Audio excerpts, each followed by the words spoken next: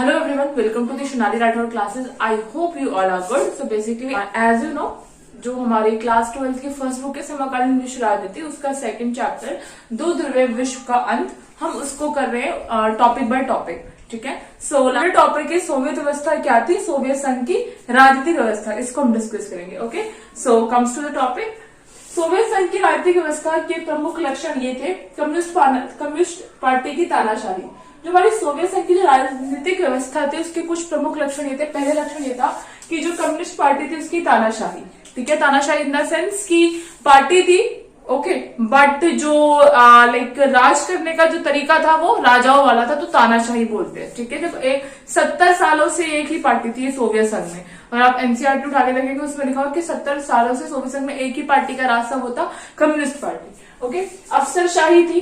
ठीक है. Now the third thing is समाचार पत्रों, रेडियो, टेलीविजन पर सरकार का एकाधिकार हर जगह. ठीक है. सरकार का एकाधिकार था. निजी अधिकारों और नागरिक स्वतंत्रता का अभाव. जो निजी अधिकार, जो पर्सनल जो अधिकार होते हैं, जो नागरिक की स्वतंत्रता होती है, उसका अभाव बहुत ज्यादा था. ओके. सो ये कुछ प्रमुख लक्षण थे. सरकार की यह नीति थी कि लोगों को धर्म के स्थान पर भौतिकवाद व नास्तिकता का पाठ पढ़ाया जाए. सरकार ये कहती थी कि लोगों को धर्म के बारे में ना पढ़ा के लोगों को क्या पढ़ाया जाए, धर्म के स्थान पर भौतिकवाद व नास्तिकता. जो भौतिकवाद हमारा, ओके, जो हमारा लाइक फिजिकल वर्ल्ड हो गया वो, और नास्तिकता लाइक धर्म वगैरह को ना मानना, ठीक है, का पाठ पढ़ाया जाए. संविधान द्वारा देश में संघवादी व्यवस्था कायम की गई. संविधान जो था उसका उससे देश में कौन सी व्यवस्था कायम करी, संघवादी व्यवस्था कायम की. सोवियत संघ में 15 गणराज्य शामिल थे, परंतु संविधान द्वारा केंद्र को असाधारण शक्तियां दी गई. तो जैसे मैंने आपको बताया था कि जो 15 गणराज्यों का जो ग्रुप था वो सोवियत संघ था. तो 15 गणराज्य होने के बावजूद जो शक्तियां थी, ठीक है, वो किसको दी गई, केंद्र को दी गई. ठीक है. एक पर्सन को, एक सेंट्रल पे ज्यादा फोकस किया गया.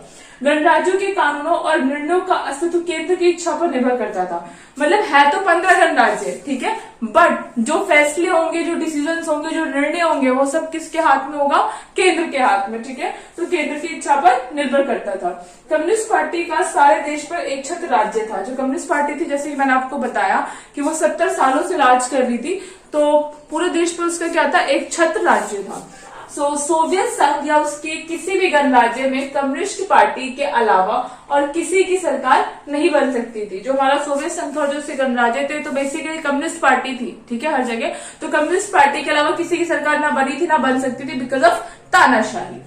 शीत युद्ध के कारण सोवियत संघ का एकमात्र लक्ष्य यह बन गया था कि सैन्य शक्ति में न सिर्फ अमेरिका की बराबरी की जाए, बल्कि उससे आगे निकला जाए. तो शीत युद्ध के कारण जो हमारे सोवियत संघ ने, उसने ये एकमात्र लक्ष्य ये बना लिया था कि सैन्य शक्ति में ना तो अमेरिका की बराबरी की जाए, बराबरी तो करेंगे, पर अमेरिका से आगे निकलने की कोशिश करेंगे. ओके. दिसंबर 1979 में सोवियत संघ ने अफगानिस्तान के हवाई अड्डे, दिसंबर जो हमारा 1979 में सोवियत संघ ने अफगानिस्तान के हवाई अड्डे, काबुल हवाई अड्डे, रेडियो स्टेशन, राष्ट्रपति भवन और प्रमुख केंद्रों पर आक्रमण कर दिया. ठीक है. अब वो दिखाना चाहता था कि मैं पावरफुल हूँ काफी ज्यादा. तो उसने क्या किया, जो अफगानिस्तान का जो हवाई अड्डा था, काबुल हवाई अड्डा और रेडियो स्टेशन, राष्ट्रपति भवन, इन सभी पर उसने क्या कर दिया, आक्रमण कर दिया. अफगान लोगों ने बड़ी बहादुरी से आक्रमण का सामना किया. जो अफगान के जो लोग थे, उन्होंने बहुत ज्यादा बहादुरी के साथ जो आक्रमण है उसको फेस किया, उसका सामना किया. उन्होंने फिर छापामार हमलों से सोवियत सैनिकों को बहुत क्षति पहुंचाई. उन्होंने छापामार हमले किए जिससे वो खुद को बचा पाए और सोवियत सैनिकों को काफी ज्यादा हार्म और क्षति पहुंचा पाए.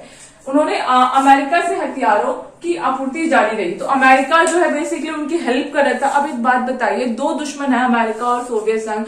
सोवियत संघ किसी थर्ड पर्सन से लड़ रहा है ताकि वो और पावरफुल हो, तो अमेरिका तो बैक साइड से हेल्प करेगा ना. तो अमेरिका ने बैक साइड से हेल्प करी, किस पर्पज से, हथियार देकर. ठीक है. तो अफगानिस्तान को अमेरिका से हथियारों की आपूर्ति जारी रही.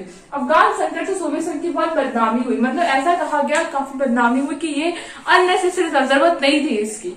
ठीक है. अब उसे सीधे सीधे साम्राज्यवादी और विस्तारवादी देश माना जाता था. अब ऐसा कहा गया कि मतलब देखा जाए सीधे सीधे तो साम्राज्यवादी तो था ही था, ये मतलब अपना तानाशाह करना चाह रहा, अपना विस्तार करना चाह रहा, अपनी पावरफुल जो है, पावरफुल है, जो अपनी लाइक शक्ति को प्रदर्शित करने के लिए, उसको शो ऑफ करने के लिए. ओके. सो बेसिकली ये आपका आज का टॉपिक था, सोवियत संघ की राजनीतिक व्यवस्था. अगर आपको स्क्रीनशॉट लेना है तो आप ले सकते हैं. And if you like this video, so like it, comment it and subscribe it.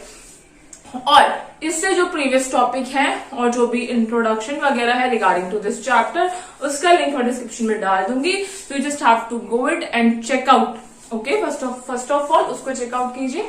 Okay, so and if you have any doubt so also comment me.